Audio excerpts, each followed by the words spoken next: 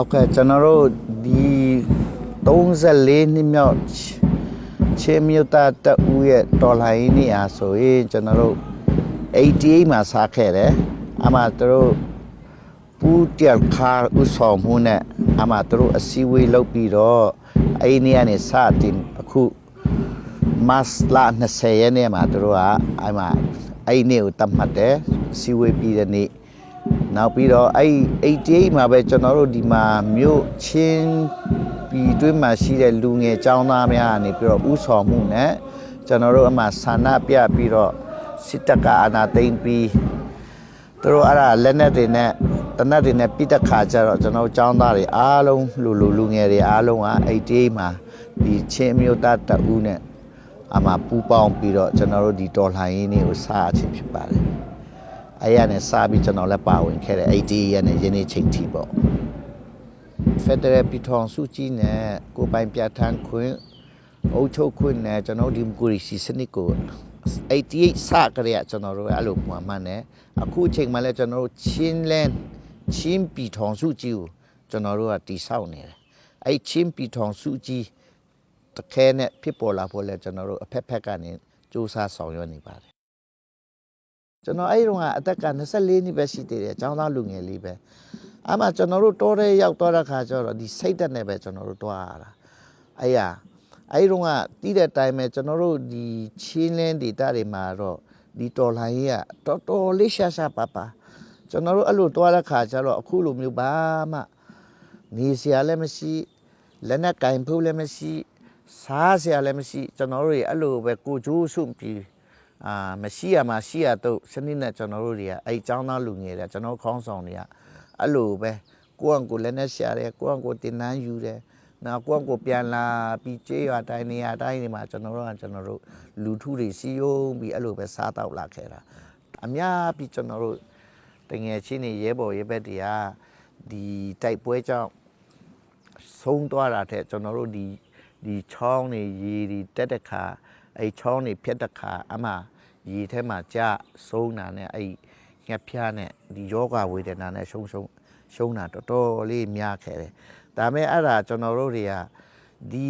တော်လှန်ရေးဒီစစ်အာဏာရှင်တိုက်ခဲ့ဒီတရားတော်စစ်ပွဲဆိုတာကျွန်တော်တို့ရဲ့စိတ်ထဲမှာအမြဲတမ်းကိန်းအောင်ထားတယ်အဲ့ဒီတရားတော်စစ်ပွဲကိုနိုင်ရမယ်ဆိုစိတ်ဓာတ်နဲ့ကျွန်တော်တို့တွေကအခုဆိုရင်34နှစ်တီတိုင်းအောင်လှုပ်လာခဲ့တယ်အခုလာမဲ့ဒီ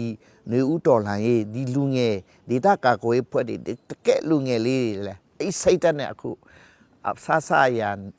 အထူးသဖြင့်ဘာမှမရှိတော့မှနေစရာစားစရာတော့ရှိနေကြပြီဘယ်ဒေသဘယ်နေရာမှာမဆိုအဲ့လိုမျိုးအရန်စင်ရင်ငန်းပြက်နဲ့တော်လှန်ရေးလောက်ရတဲ့ဘိုးကမဟုတ်တော့ဘူးအခုချိန်မှာနေရာတကာဒေသအတီးတီးကနေပြီးတော့ဒီတော်လှန်ရေးကိုတို့က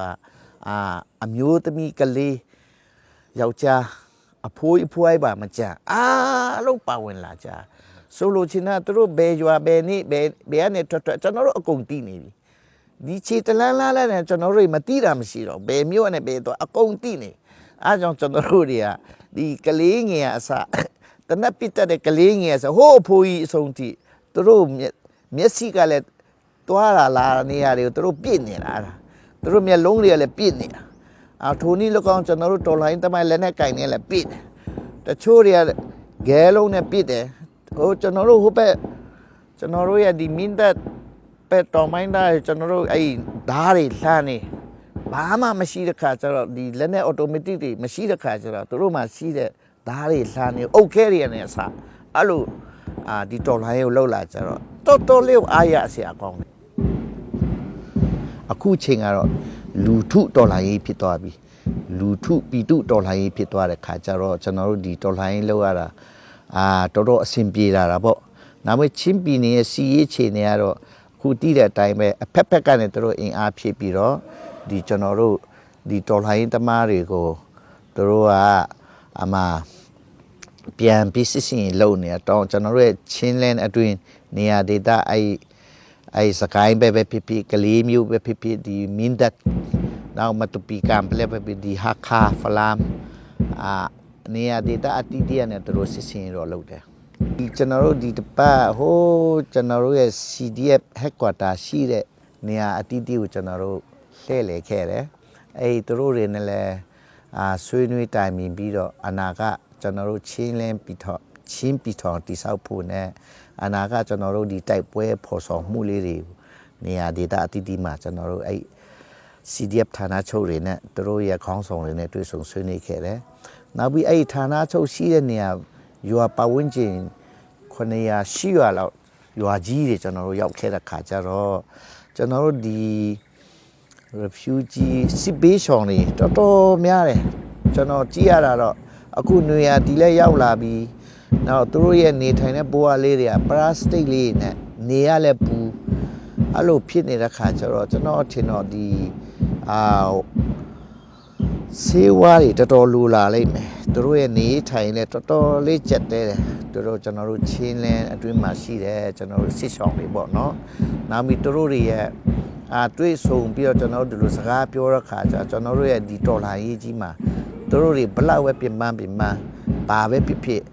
အိုးအိမ်တွေဘလောက်ပဲဆုတ်ခွာပြီးတော့ဘလောက်ပဲသူတို့တွေကအိုးအိမ်တွေပျက်စီးပါစေဒီတော်လှန်ရေးတော့သူတို့အဲ့လိုဘလောက်ပဲဆင်းရဲဒုက္ခရောက်ပါစေကျွန်တော်တို့အောင်မြင်တဲ့အထီတော့အဖက်ဖက်ကနေပါအောင်ပြီးတော့တိုက်ပွဲဝင်မယ်ကူညီအားပေးထောက်ခံနေဆိုတဲ့ဟာလေးတော့ကျွန်တော်တို့သွားမြင်ရတဲ့ခါတော်တော်လေးကိုအားရကျေနပ်စရာကောင်းတယ်ကျွန်တော်တို့ CNA ပဲဖြစ်ဖြစ်ပေါ့နော် now Chilean CJDC Chilean Defense Force ပေါ့နော်ဒီကကွေးတက်လူငယ်တွေ CDF တွေ CNDF တွေ Zoland ပေါ့နော်အဲ့ဒါကျွန်တော်တို့ချင်းတစ်မျိုးသားလုံးမှာရှိတဲ့ဒီလူငယ်လက်နက်ကင်တွေရောဖြစ်ဖြစ်နောက်ကျွန်တော်ပြည်မမှာရှိတဲ့ PDF ဖွဲ့စည်းအတိတ်တရားပဲဖြစ်ဖြစ်ကျွန်တော်တို့တိုင်းသားအားလုံးလက်နက်ကင်တွေဖြစ်ဖြစ်ဒီတစ်ချိန်ကကျွန်တော်တို့ဒီတော်လွှာရေးမှာအရန်ကိုအခွင့်ကောင်းရနေတဲ့အချိန်အဲ့ဒီအခွင့်ကောင်းရနေတဲ့အချိန်မှာတယောက်နဲ့တယောက်လက်တွဲပြီးတော့အတူတကွအားလုံးဖော်ဆောင်ဖို့ပဲလိုတော့တယ်ဟုတ်ကဲ့ကျွန်တော်တို့ပြည်တွင်းပြည်ပမှာရှိတဲ့ကျွန်တော်တို့ချင်းအမျိုးသားတွေရောကျွန်တော်တို့ပြည်ထောင်စုမြန်မာနိုင်ငံမှာရှိတဲ့အဖိနှိတ်ခံကျွန်တော်တို့ပြည်သူလူထုအားလုံးပေါ့နော်ကျွန်တော်တို့ဒီတော်လိုင်းရေးကြီးရာယနေ့အချိန်ခါမှာကျွန်တော်တို့ကနိုင်ဘက်ကိုသွားနေပြီသူတို့ရဲ့စစ်တွေကအမှန်ပြောရရင်ဟိုးအရင်တော့ဗမာတက်မတော်ဆိုရဲဟိုနေဝီကိကနဲ့ယနေ့အချိန်ထိသူတို့ရဲ့စစ်စင်ရင်ကပြောင်းလဲမှုမရှိဘူးတပြားဟောင်းကြီးပဲအဲ့ဒါတွေကိုယနေ့ခေတ်ခါတိုးတက်တဲ့လူငယ်တွေတိုးတက်တဲ့အဖွဲ့အစည်းတိုင်းကသူတို့အေးစစ်စစ်အနိုင်ယူနေတာနောက်ပြီးသူတို့တွေအခုရှေ့ချောင်းထွက်ပြီဆိုရင်လည်းသူတို့ကျွန်တော်တို့တိုက်ပွဲတွေမှာကြီးတဲ့ခါသူတို့ထွက်ပြေးပြီးကျွန်တော်တို့ဘက်မှာပါဝင်တဲ့လူပဲသူတို့တွေမှာအသက်ရှင်လန်းရှိတယ်ကျွန်တော်တို့ CDM ဝင်ပြီးကျွန်တော်တို့စီမှာအေးဆေးလာလေးလို့သူတို့အတွက်ပဲအသက်ရှင်တယ်ဒါမှမဟုတ်ဆိုရင်သူတို့မှာအိုနာချိုးကန်းနဲ့တော်တော်လေးကိုတိုင်ရရတယ်အဖက်ဖက်ကနဲ့ကျွန်တော်တို့ဒီတော်လှန်ရေးကြီးဒီမြို့ပေါ်မှာပဲပြပြဒီကျေးလက်ဒေတာတွေရောဒေတာအစုံမှာကျွန်တော်တို့အောင်ပွဲခံနေတာအခုသူတို့ရဲ့ရန်ဒီယာကြီးသူကသူအုပ်ချုပ်ရေးတော့ပြောတယ်ဒီအုပ်ချုပ်ရေးရန်ဒီယာကြီးအကုန်လုံးပိတ်နေဒါပြီးနေ့ချိန်မှာသူ့မှာဘာမှအခုစစ်ရှေ့သားမှာရှိတဲ့စစ်ဒေတာစခန်းတွေမှာရှိတဲ့လူတွေမှာသူ့မှာရိတ်ခါတွေကတော်တော်လေးကုန်ခါနေသူတို့စိတ်သက်တွေအယမ်းဝင်ကြနေအဲ့ဒီဟာလေးမြင်နေရတဲ့အတွက်ကျွန်တော်တို့ပြည်ရင်းပြည်ပမှာရှိတဲ့ကျွန်တော်ချင်းအမျိုးသားပြည်သူလူထုအားတင်းထားပါတောင့်ခံပါကိုလုံနိုင်တဲ့ဒေတာအတီးတီးတဲတဲ့ပွင့်အုပ်တစ်ချက်ပေါ့နော်ကိုလုံနိုင်တဲ့နေရာဒေတာအတီးတီးကနေကျွန်တော်တို့အားလုံးပါဝင်ပြီးတော့ဒီအာနာစင်စနိဖြုတ်ချဖို့ဟိုးမြို့ပေါ်ပြီးဒီကျေးလက်ဒေတာပြီးနိုင်ငံတကာရှိတဲ့ဘယ်အဖွဲ့အစည်းပဲဖြစ်ဖြစ်ကျွန်တော်တို့အားလုံးတညီတူစုပေါင်းပြီးတော့ခုဆက်ပြီးတော့